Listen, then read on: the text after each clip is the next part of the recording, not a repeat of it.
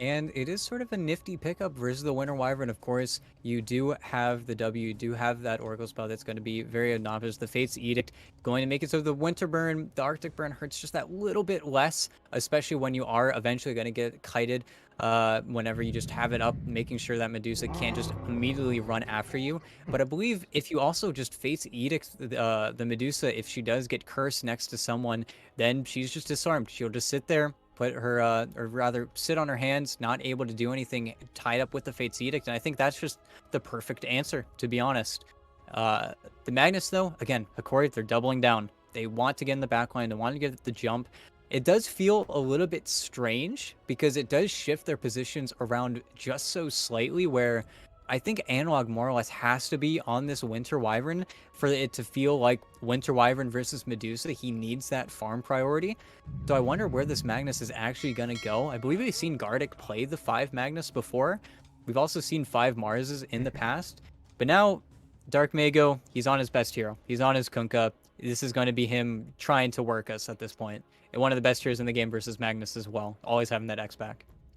Calling Kunkka a comfort hero for Dark Mago almost kind of feels like an understatement. This is, I mean, one of his signature heroes. I probably would say the other one would have been the Tiny that he played in Game 2, and has now been banned out very smartly by Hokori, but you're still putting him on a hero that really gives you everything that Dark Mago wants and needs. He's durable, he's got lockdown, he's got damage, he has the ability to sort of rotate around and force fights by himself. He can be the one initiating in. You don't really need to set up a crazy amount for him in a lot of situations. Those are the scenarios where he plays best, and for Hokori, considering they're going to have to sort of jump in onto that backline to try and get onto the Oracle and maybe catch out the Medusa, isolate her as well, someone like the Kunkka who could ruin that entire plan with a Torrent or an X just really spells disaster for them. There's ways around it, obviously, but life is just going to be so difficult for Hokori in terms of forcing the team fight that they want.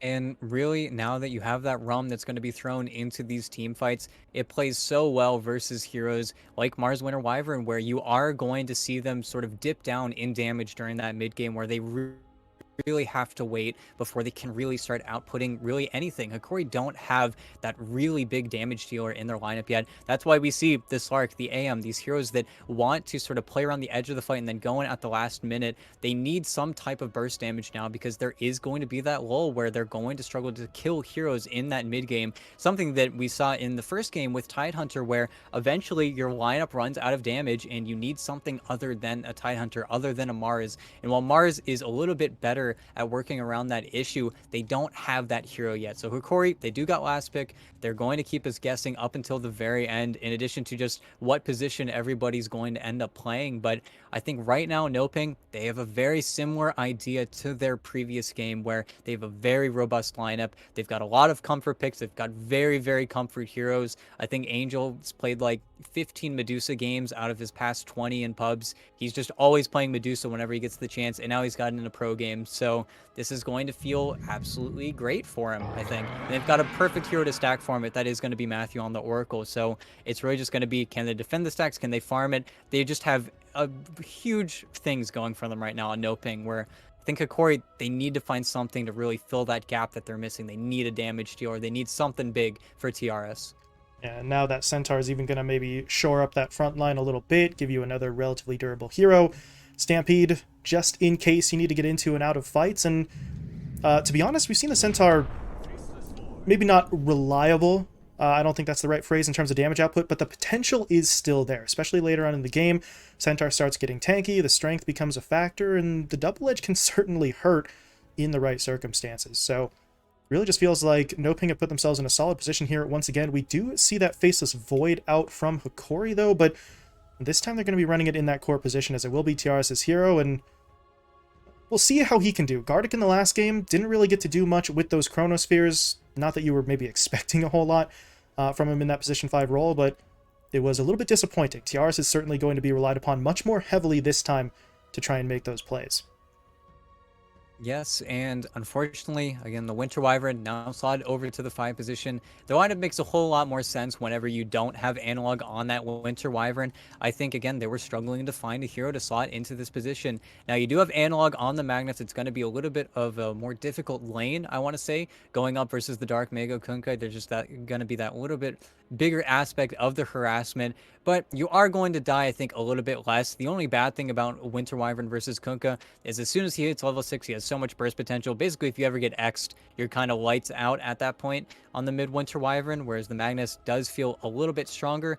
But you still kind of have that same issue where if you do get X'd up, you don't have that skewer play, you don't have that safety, but they're not really using the Magnus for that. They're using it to buff up TRS as much as you can. You're going to have an empowered Void onto the field, and then Analog is just going to try and farm, again, as much as possible. Mid lane has sort of devolved into this farm fest Dota, but at the same time, you gotta give the upper edge still to NoPing, where they're just going to be able to make the rotations just a little bit easier.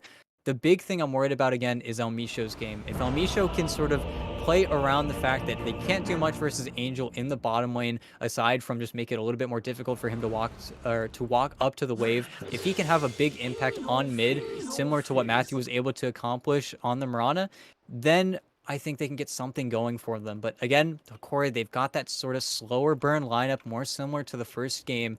So I just hope that they're going to be able to contend with the aggression coming out from NoPing again. Because again, they've got lane winners plus a Medusa. If they can keep a lead going into the mid game, the Medusa is always going to feel confident. And don't think we're going to see anything quite along the lines of what happened in Game 2, where there was just an absolute just stampede, really, from NoPing to take the advantage early. But as you said, they've got lane winners, and once that sort of ball starts rolling, Hokori are going to be hard-pressed to really sort of slow that momentum down. So, as you mentioned, sort of weathering the storm in the laning stage, just try and keep yourself in it. You know, nobody says you have to go out there and just sort of straight up take the lead early, but don't lose it the way that they did in Game 2. At that point, once they fell behind, they were never catching back up. So, it is going to be quite a bit of pressure, but I mean, that's the name of the game. Game 3 here of this series, sort of all in. Go big or go home, or go to the lower bracket final, but that sounds a little less cool on a t-shirt, so we're not going to go with that one. But now, we do have the match being resumed. There was a brief DC from Analog, but he's back into it, and we'll see what Hokori look to do here. Grouped up pretty heavily in the west side jungle. Their opponents, though, pretty much doing the same thing over on the other side, so don't really think there's going to be too much going on here unless TRS just decides to throw caution to the wind and push across, but he's not even entertaining that notion. He's already back under the tower, but he was scouted out by this early obs ward, so they know TRS isn't in position, and they're going to push their way forward, trying to take advantage of that. They can't really get any further vision. Also, I don't know about UET, but Panda is not flying. He is just floating through the air. His wings aren't... He's gliding. He's moving. He's too cool to have to use his wings. That's fine. Vipers just work different on Peru. That's the way I've sort of internalized it, but yeah, they don't want to give up anything on the runes, though. They don't have the most fantastic level 1, even though you have the Arctic Burn. Analog doesn't want to be forced to skill up Skewer. Vitaly might want to get the God's Rebuke, and El Micho definitely doesn't want to skill up a stun. So I think everybody's pretty happy. And NoPing doesn't get 3 bounty runes, so already a better start for Hokori. Yeah, did just let Angel sort of walk through the west side of the map back in Game 2. This time, able to do a little bit more to deny that. Obviously, bounties at the 0-minute mark are not going to be massive, but every little bit, try and keep yourself even. We see Gardic now TPing down to the bottom lane, so we'll see exactly what TRS can do in this lane. Oscar and Matthew, they've got a little bit of potential here. Fortune's End into the Stomp could sort of set them up for some harassment, but speaking of harassment, Gardic, yeah, this is what he's here for. Arctic Burn coming in early, just going to chip away bit by bit. Try and push the opposing heroes back, burn through some of that early regen, try and make life a little bit easier for TRS.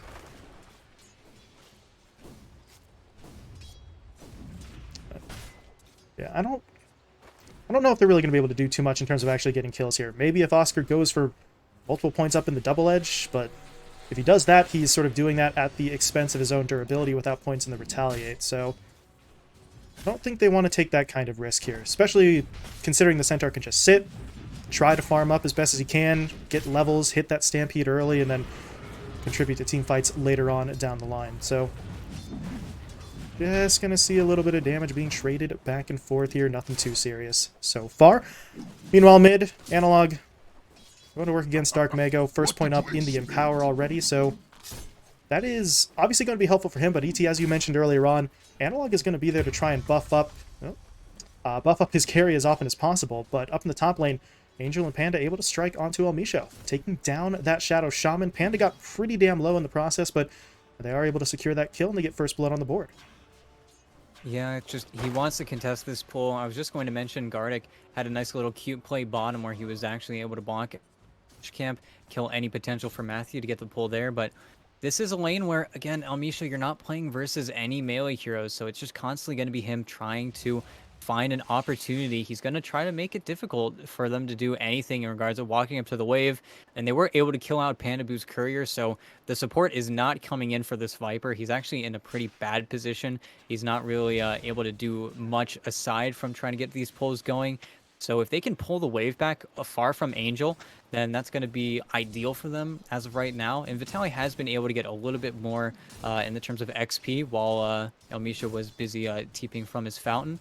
And the wave will push into Vitaly, but again, Angel, I don't want to see him get away with his lane too much. I want to see them actually be able to punish him, but that's the beauty of this Viper pick where suddenly it gets a lot more complicated to ever just go onto Angel. It feels very, very difficult to just all in on that hero when there's a Viper constantly poison attacking you.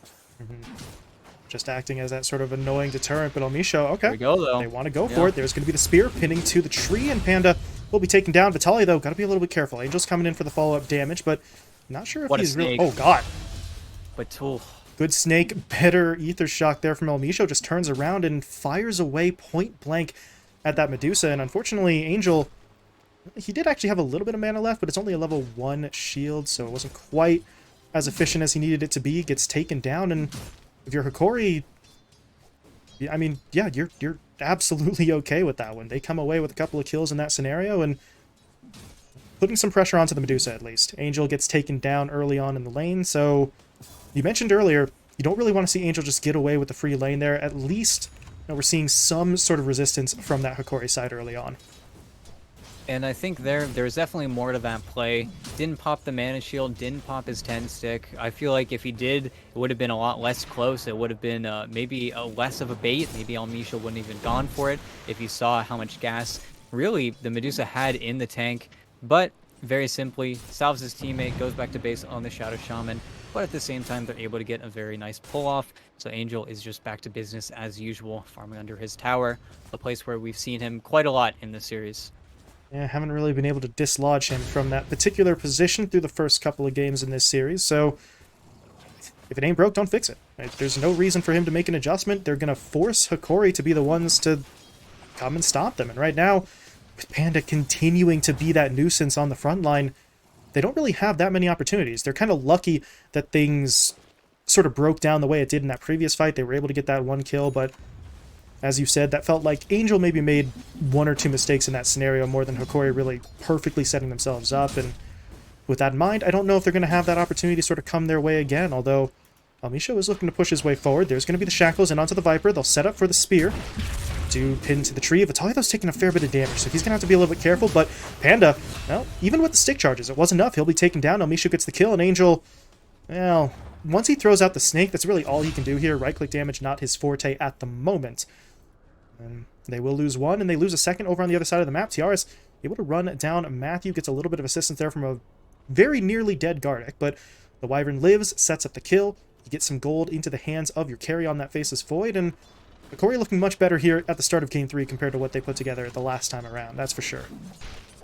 And that's where you have to be a little bit careful in these rather, or not even long series, but there's best of 3s where you get comfortable playing versus a certain hero, even though you sort of have to value it, and especially the playstyle. They're playing so much better versus Pandaboo than they did in that previous game. I think if they can continue to play up on this Viper, you're not going to see this level 5 Viper 7 minutes into the game rotating mid. You're seeing a much slower, much more, I'm going to stack, I can't really do very much. If I walk up to the lane, I'm going to die. I think in that regard, Hokori are off to a much better start, and that's where you get comfortable playing versus a hero. You keep picking it, you kind of fall into the trap where now your opponents are ready for what you're going to put down, at least gameplay-wise, and you already see Hokori making the adjustment. I'm much happier with this game already. Dark Mago, though, wants in for the fight, TP'd up, What TP'd up top, but that is a fantastic play from Vitaly, recognizes the rotation coming in, throws the spear, and I mean, Dark Mago tried to get the X off, but it's level 1, so the cast range not exactly massive, but they do at least run in to El Misho here in the river, so they should still come away with something, but Dark Mago TP's top, makes it halfway back to mid before running into a support kill. Sure, you get it.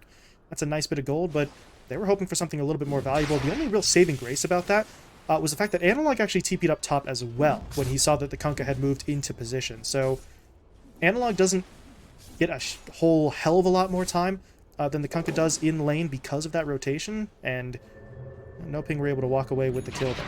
So everything kind of technically shakes out their way, even if it wasn't going according to plan for most of the fight. And I think they know that Dark Mago, he's in your stacks right now. He's farming up your creeps. Analog. This could be the art. Oh, beat him. Stacking up a little, yeah, a little bit, but I think they've still got it. Zitali, well-placed arena into the spear stun.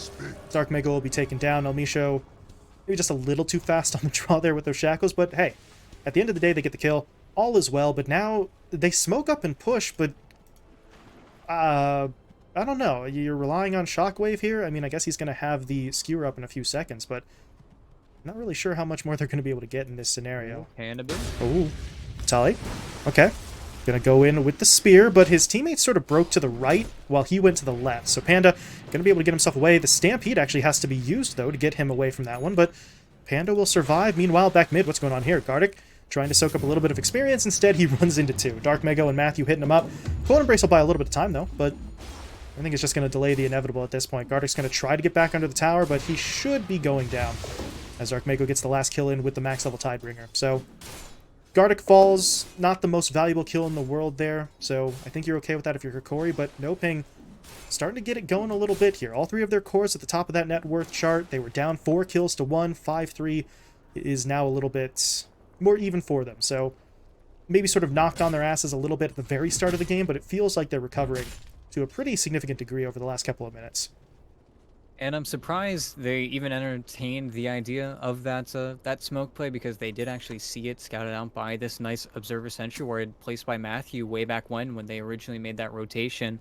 But Analog did get to spend a little bit of time farming some of the Medusa stacks. I think he eventually did just dip to go get that haste rune, but I think they want to get aggressive again. They've got a Chronosphere. They don't have the best heroes to pair with it.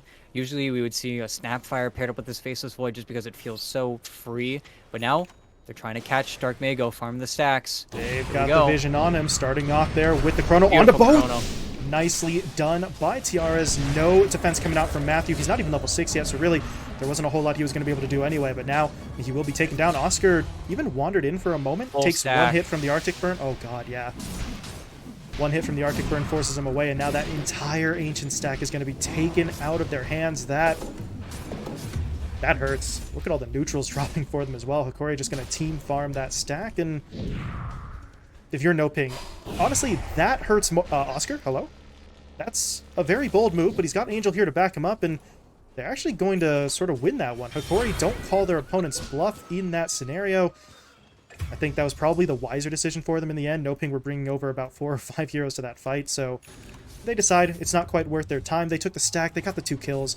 They're going to be more than okay with that trade-off. And unfortunately, you bring 4 heroes after the stack's already gone. Now you have all these heroes dislodged.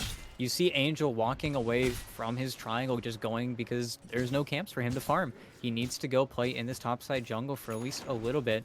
And Oscar, while he's made a really quick pace towards that Blink Dagger, he doesn't have it just yet. So you're still waiting from something coming out from the Centaur. Once he has it, he's going to be able to be a little bit more obnoxious. And actually, Gardic, he's going to get hit up by the Fortune's End, but they cannot clear a path to him.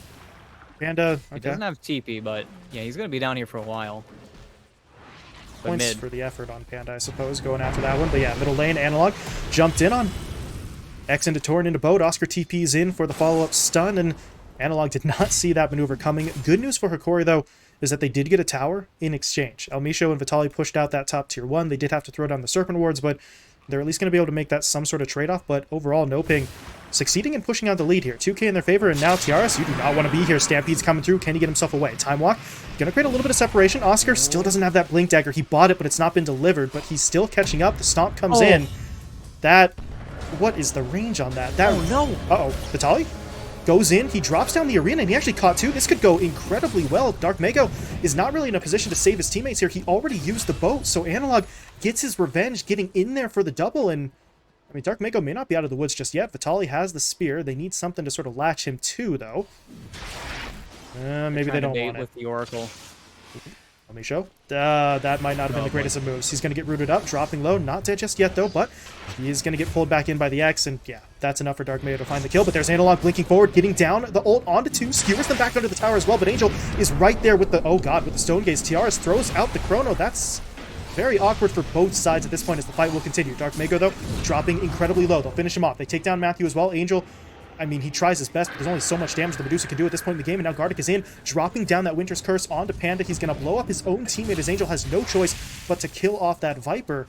And Hokori starting to pull this one back a little bit. Now, Oscar and Angel, I don't think you want this. Oh, God, they don't want this far in. There's going to be El Misho respawning, TPing in. The Hex into the Shackles, locking Oscar down. The Spear now comes in as well for the follow-up stun. And Hokori, yeah, they lose their tower, but that goes about as well as I think it probably could have, considering the way that that fight started with their own Faceless Void getting running down in that top lane. And really just fantastic spell usage. You have the 2-man RP. That was so patient from Analog, not immediately RPing the two heroes that you already committed your stadium to use. Already using the arena, he just saves it, gets the 2-man RP, forces Matthew to, for some reason, false promise himself. He just thought that if he could get one spell off after Chrono, maybe Dark Mago would have been able to survive, but everybody gets cleaned up. It was a picture-perfect Chronosphere as well, making it so that way he could just sit there and right-click while the Stone Gaze was going on. There was no way for the Medusa to actually get him to face him, and during all of that time, that's when Oscar's just sitting on the sidelines with his freshly purchased Blink Dagger, all for it to be canceled by Gardic when they eventually try to clean up the mid tower. It's just perfect spell usage from Hokori. That was just so clean on so many different levels. And it really, the only thing that really makes that play not perfect is the loss of the tier 1 tower, but they get quite a bit from that as Analog jumped in, but he did get the skewer. That's going to push Oscar underneath the tower, but teammates are here. They're going to throw down that ghost ship, so they take down Analog, but Vitali came in with the spear. The problem is they need backup damage, and there's Tiaras in for it. He's going to be able to take down one as they get Matthew, but without the Chronosphere, I don't know how much further they want to go forward, but El Misho is in there. He's going to drop down the Hex into that trap with the Serpent Wards. They have locked Oscar in place. Going to be able to take him down. Vitali does eventually end up dying as Panda sort of lays his life on the line for that kill, but well, Hokori making that a favorable trade. It was initially, I think, a 3 or 4 on 1 onto Analog, and turns into a 3 for 2 in their favor. And you don't use any of your big cooldowns is the bigger thing. You're going to be respawning with this Magnus RP. You're going to have Arena in a minute, not the biggest deal, but Chrono up in 15. You didn't have to use the curse. If they want to get another convincing team fight under their belts, I think Hokori could definitely sort of spark that. That was your Blink Dagger reveal mid as well. I don't think they would have nearly gone quite as deep if they didn't know about the Mars. Having that Blink Dagger, I think that's what really caught off guard Oscar there. And again, Angel, he wants to stop rotating these. He only wants to go to fights where he's going to be able to get some structural damage or Roche. He really doesn't want to take these sort of casual team fights. He wants to finish up his items. We're seeing a much slower Medusa than we even saw in the first game whenever Tiaras was on it. He really just wants to sort of play to his own game. He's not going for the Scotty. He's immediately going for that Aghanim Scepter. Different Medusa build yet again. Analog. Here we go on Analog. They're going to be able to jump in onto him. Can they actually get the kill a little bit faster this time? Nope. Analog in with the RP, connecting onto 3. Ghost Ship does come through, but it's, oh my god, it's right into the Winter's Curse and the Chrono. I don't know about that one. The timing's a little bit awkward, but Analog in for the skewer once again, pushing them underneath the tier 2 tower. Panda is going to get taken down. Oscar pinned to the tree as well as the spear comes through. Analog still not dead. Gardic was able to save him with that Cold Embrace, and somehow they still can't get this kill. Analog is still getting away, but there's going to be the axe into the Torrent. They finally finish him off, and now Vitali makes his move, blinking forward. Dark Mago slowed up here. That is an interesting Stone Gaze from Angel. It's going to help him get away, but it doesn't do much good for the Kunkka as Dark Mago getting bashed up here, slowed as well by that Diffusal Blade, hit by the spear stun, and he is not getting himself out of that one. Hokori, again, Analog just doesn't care. If he dies, so be it. He's setting his teammates up for incredible levels of success, and NoPing, they need to get that kill faster, or in this case, really just kind of get the kill at all. It just took so long for them to finish that off that by the time Analog is finally going down, he's RP'd, he's skewered twice, he's pulled you from the middle of the south side jungle to all the way under their own tier 2. So if you're going to make the jump onto the Magnus, you have to kill him off. You can't give him that response time. And if they do it again, the results really feel like it's going to be the same as what we just saw here. And I can only imagine how the team fight would have panned out if TRS was just a little bit more patient. They didn't stack their ultimates, because that would have been even more in favor of Hokori. But still, everything is just kind of coming up their way. And it makes you wonder, right? They have this jump coming in from the Centaur. Their instant damage isn't really there. Again, it's sort of the slow burn lineup, an issue that I thought maybe Hokori would have a little bit more, considering that they have this Faceless Void that needs to farm a few items under his belt with the Empower before he can really ever make an appearance in these fights. But now it's the opposite issue, where NoPing, they have Viper Kunkka. The damage is not coming from your 2, your 4, your 5. You need to rely on other heroes, and that's the real problem with this Centaur pick, where you have a pretty okay stun. You've got a very good stun in the Centaur Stomp, but after that, if your targets aren't dying, they will walk away from you, and then, okay, then you Stampede, but then you're using Stampede aggressively. Now you don't have an escape plan, and then you're just kind of in, and you either die or you win the fight. And with the build that Oscar's gone for, I mean, he just doesn't have enough levels. He's not a damage dealer. He's got 1 point in double edge. He's not bursting heroes. He's not popping anyone. And again, it kind of goes back to this Viper, where if you weren't able to make your Viper lane incredibly successful, AA was still in the pool. Lion wasn't in the pool. That's the hero that nobody's allowed to play. But it makes you wonder if NoPing has maybe gotten a little bit ahead of themselves, where if they're not able to actually sort of elevate their other heroes with this Viper pick, we're starting to see the weaknesses of it. Yeah, the Viper isn't where they need him to be in terms of damage or lockdown. As you mentioned, Oscar, I don't know, in the draft, they took it with the last pick. I mentioned it sort of shores up the front line. Later in the game, he can do some damage based on the itemization, but yeah, with the skill build he's at right now, and with a Blink and a Vanguard really being all that's at his disposal, he is a very sort of decisive hero, right? He wants to get in, he wants to hit you with that Blink, but if it doesn't work, what else do? You get jumped in on. That's what happens, as Oscar's going to get hit up in the middle lane. The X was actually thrown out onto Oscar himself, but he's still trapped up now inside of the arena. The Ghost Ship, though, will be flying through. That's going to do a little bit to try and keep Oscar alive, but now TRS wants in. He's holding the Chrono, not going to commit just yet. Analog, meanwhile, he wanted the Blink, but it was actually canceled, so he's going to have to wait a little while longer. But they're in onto Dark Mago. They trap him up inside of those Serpent Wards. They'll throw down the Skewer into the RP. And Dark Mago didn't really have the backup he thought he did. Matthew tried in there for the ult, but the False Promise really just isn't enough. And now Panda is going to get run down as well. He's hit up by both the Dilation and the slow from that Diffusal Blade. So he really just did not get to move, as TRS able to find another kill. 11-1 for this Faceless Void. He has been efficient, and he has been active, I think, is the most important part here for Hokori. When they want to take the fights, he is there. He contributes to that one and didn't even use the Chronosphere in that instance. You compare that to the Medusa on the other side, who has been trying to avoid every possible engagement, but this one is coming her way wher she wants it or not. Oh, it's a perfect setup. Arctic Burn comes in. There's going to be Analog in for the Skewer. Okay, it's a little bit messed with by the arrow, but TRS is still in there with the Chronosphere. They lock down Matthew as well. Oh, Oscar dead, Matthew gone. Angel is just going to have to sit here and fight. Oscar, though, will buy back. He is back into the engagement. They're going to try and turn this one around, but Vitali, he realizes there's no lockdown here. He can just TP himself home. He's going to be able to get away. Gardic may not be quite as fortunate, as Dark Mago hits him up with the X into the Torrent and will be able to find that kill, but okay, there we go. They at least get a second. Almisho going to get caught out as well, but even with that being the case, that's 2 supports that you lost in exchange for a handful of heroes on your own side and a buyback from that Centaur. So he's going to be set back even further. We were talking about Oscar really maybe not quite making progress on the itemization the way that he would want. You see it reflected in his net worth. He is well below the other cores. And that's where now we are going to sort of go into a lull, and they want to do something about the fact that Hokori have no cooldowns. That's going to be them going into Roshan. Viper, again, Nether Toxin, one of the best. Oh, jeez. But Panda just jumps. They're in onto the 3 Viper. blinks. 3 Okay. blinks on his head. Analog.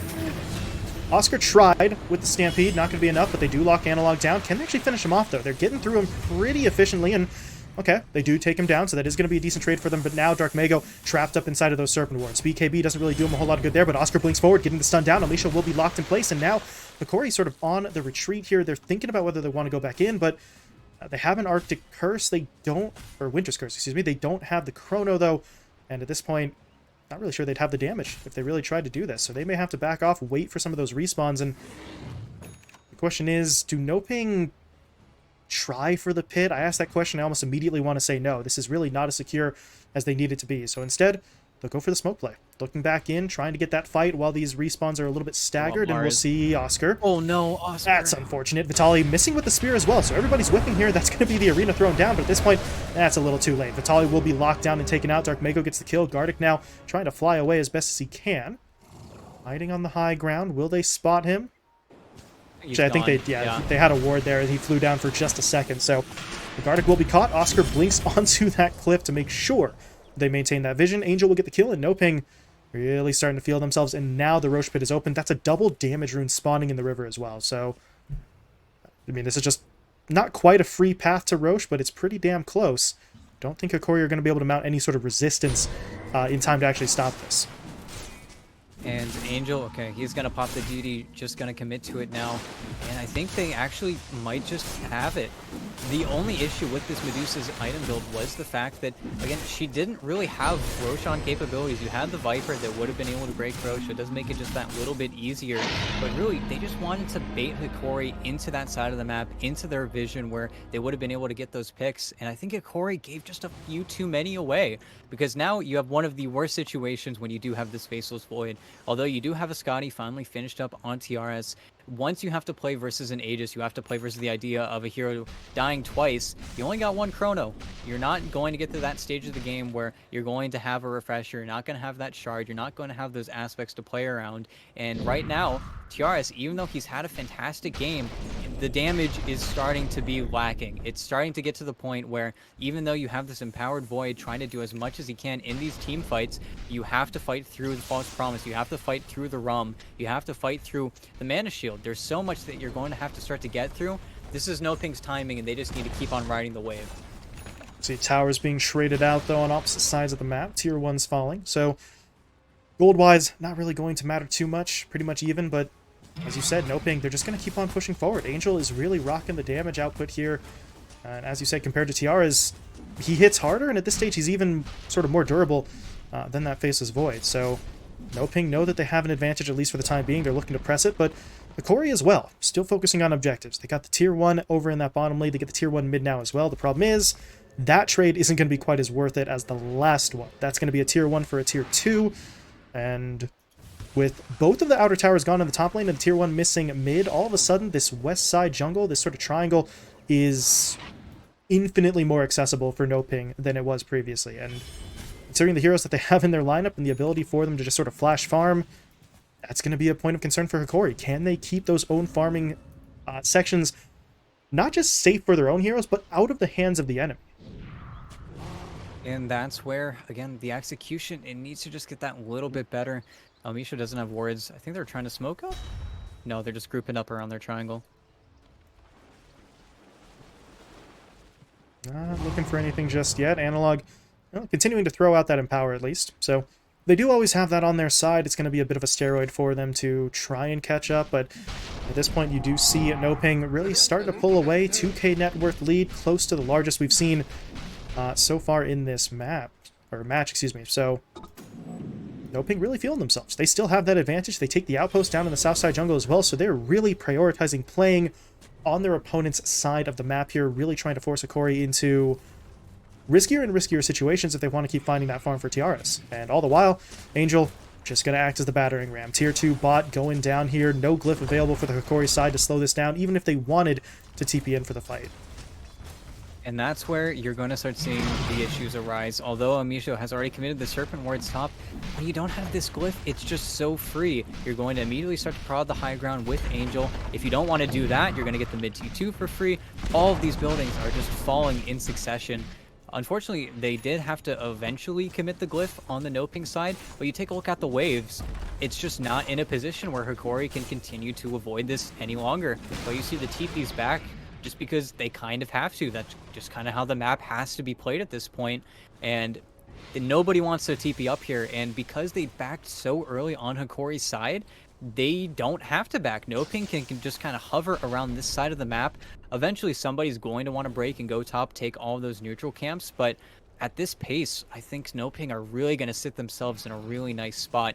But right now, Hokori are really only waiting for the Aegis to expire. Once the Aegis is out in a minute's time, they will be able to make at least a little bit of an easier play. But we're getting to the point where Angel is no longer the target. They need to kill everybody else first. And they got Matthew. That's a start. Quick and But now easy they need to kill. get the map back. Yeah. It's not enough to just get that pick off. You got to get these outposts. You got to clear these wards out from your jungle.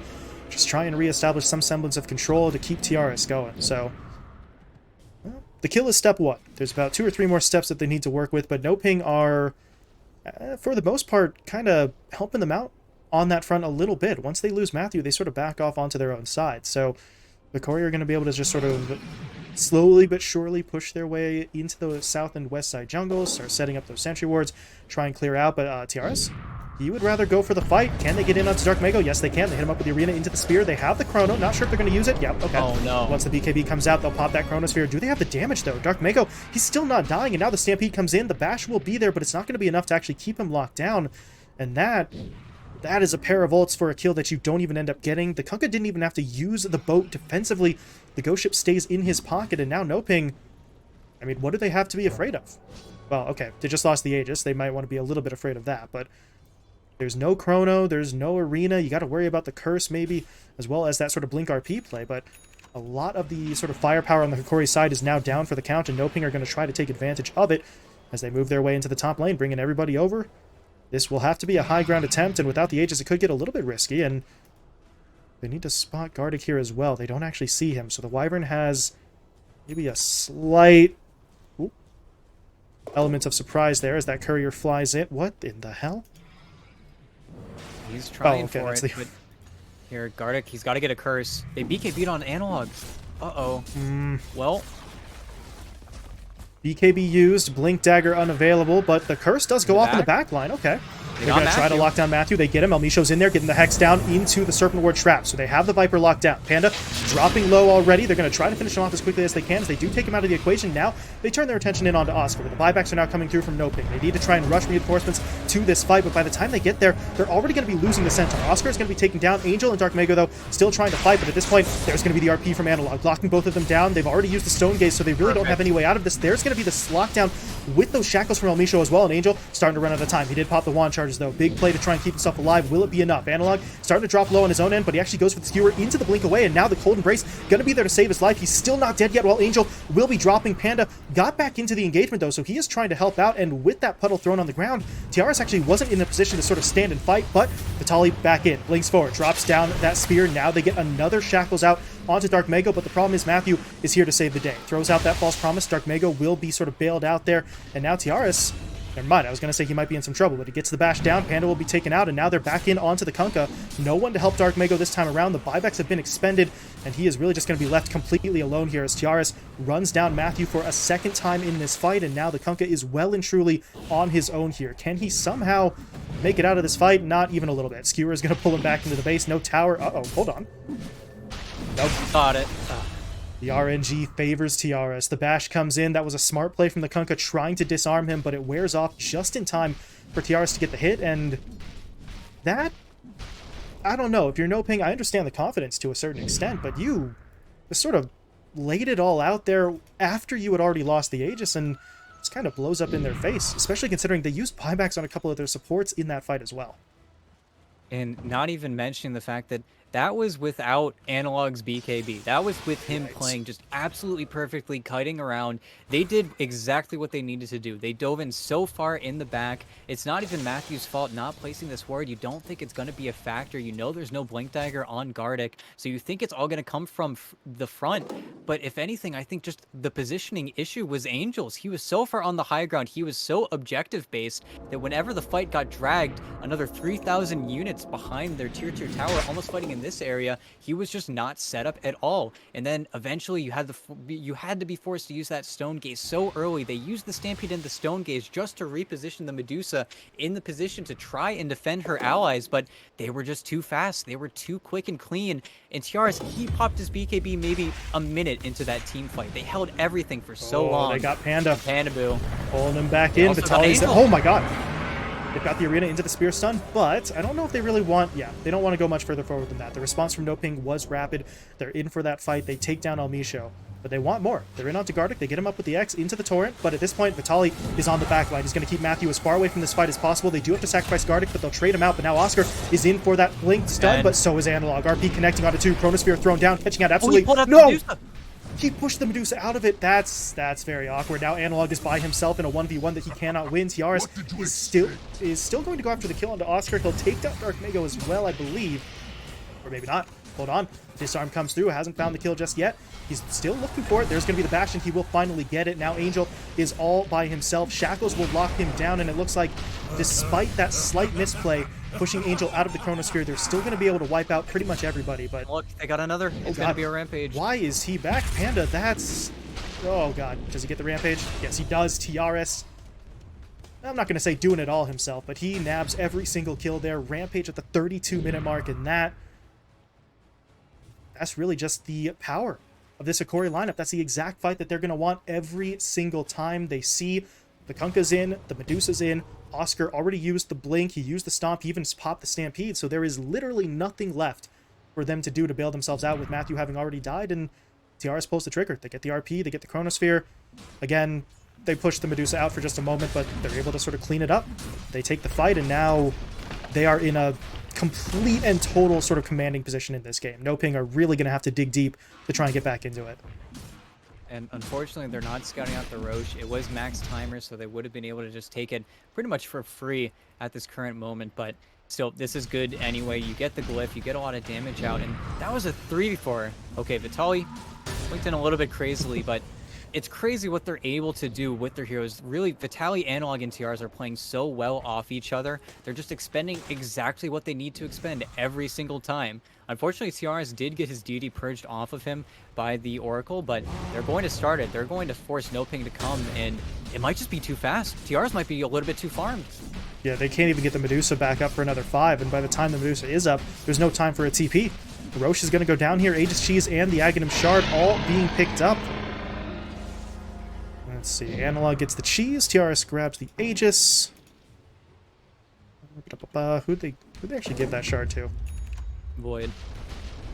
Ah, yep, there it is. So, got himself the reverse time walk. So now, you're NoPing. You have to be even more careful. If you jump in onto him, he could very easily sort of reposition himself, and if you whiff, if you whiff onto the Faceless Void, then I don't know. That could very well just be sort of game losing then and there. So NoPing now have such a tiny margin for error in this next fight, and that's already been a concern for them throughout the majority of this game. The execution has not always been there for them. Some of the time it hasn't really been their fault, but it just feels like things are being stacked up against them more and more as this game goes on. 11k net worth lead for the Hokori side, and they get to pick and choose when this next fight happens. They've got pretty much all their ults up. They've got Aegis and Cheese, so if they want to go in, they can go in. If they want to fall back and force NoPing to come to them, they can do that too, and that's exactly what's going to happen. NoPing in with the 5-man smoke. They're going to have to make this play, though. A lost team fight here could be a full lane of racks taken as Panda.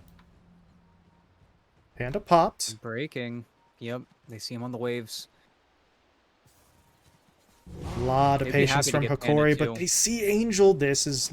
Oh, do they see Angel? There it is. Tiaras jumping forward. Gonna jump back, though. Actually just baiting that win, and I think he realized that's pretty much the entire enemy team there, and your Chrono's not quite wide enough to hit everybody. So he backs away for now, but now he's in onto Angel. Will they commit that ult? If they can get the Medusa here, it'd be absolutely huge, but they need to make sure that they lock down Matthew, and they haven't actually done so. But now, Analog is going to go in. He manages to pull that skewer back, has the increased range as well, but he actually pulled Oscar with him. So unfortunately, Oscar stuns up the mag. Analog's now in a bit of an awkward spot, while Tiaras continues to push his way forward to the west. They're hoping to lock down Panda. They will be able to do so, but this fight is so broken up now. It's giving NoPing maybe an opportunity to try and regroup, as they are jumping in onto Vitaly, but here comes Analog in with the skewer once again, forcing Angel onto the low ground. His teammates, though, jump in with the Chrono, connecting onto 2, hitting up both Dark Mago and Oscar. They'll finish off Oscar first. Dark Mago, he's just getting absolutely chunked through. The bashes are destroying him. He's hexed up as well.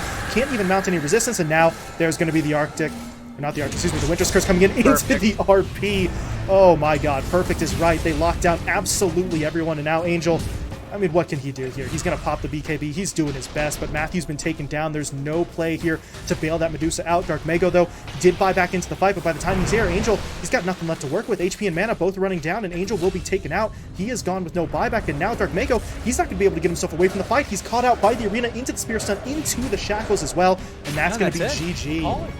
NoPing risked everything on that last fight, and they do not get it at all. And again, just the choreography coming in from Hokori, it was keep the snake as far away from the fight. You saw how hard TRS was aiming both Pandaboo and the Oracle on Matthew. They just weren't able to ever connect with their teammates. And maybe it's the fact that they didn't draft a lot of stuns this time around. Maybe again, similar to the first game, they were relying so heavily on Oscar to be that stun that they just got pushed so far away from their Medusa. And Angel, no repositioning. We didn't see him go for the Agi Blink. We didn't see him get a Pike. We saw him go for this sort of B round Medusa items. And as soon as they missed that timing top, they were in such a bad spot to continue the game forward. But that last team fight, it was what? 2 skewers to get the Medusa onto the low ground. Medusa, or rather Matthew, was completely kited around by TRS. He had to end up false promising himself, I believe, on the complete northeast side of the fight. He was just nowhere, anywhere. Then you had double buyback on the shrine, which feels terrible because, again, it's a 5-second TP, and what are you TPing to? You're TPing into Analog's 3-man RP. I think Hokori just completely outclassed NoPing, and that's a big order considering you just lost 31-6 in the previous game, and then you pulled this out of the bag. Hokori just had some fabulous team fights. They really just played out of their mind, and I mean, very deserved qualification for the main stage. Absolutely, showing their strength here. And yeah, as you said, a little bit of a stumble there in game 2. A lot of those wounds sort of self-inflicted with their unorthodox drafting, but they pull it back. Game 3, they get what's comfortable for them. TRS drops 24, 1, and 15 as his stat line on Faceless Void. So, outkilled the entirety of the NoPing lineup all by his damn self. That is going to guarantee you a win 9 times out of 10. So, impressive play from Hokori. Really, I don't know. This team, up and coming, always seems like an overused term, but Hokori are sort of hanging with the best of them, at least in their own region. We haven't gotten to see too much of them on the international stage outside of a couple of matchups versus NA squads, but I really feel like they keep on making improvements, even with a little bit of a roster change recently sort of going their way. They're on the rise, and we'll see how they go up against some of the higher caliber teams in the main event. As you said, ET, they just locked down their spot. They will be participating in that group stage just a couple of days from now. Yeah. Couldn't have said it better myself. I mean, just everything. All of their team fights. It's so funny to say coming out of that first game in the series where it felt like neither team had a good team fight. They were flipping a coin for who would win. But really, Hokori, just beautiful play. Beautiful Dota. Had to dial it in a little bit. Once they were locked in, they were very much locked in. Teamfight execution, perfect in that third game. So with that, our first series comes to an end. Hokori will be moving on. NoPing dropped down to the lower bracket final, where they will play the winner of our upcoming series.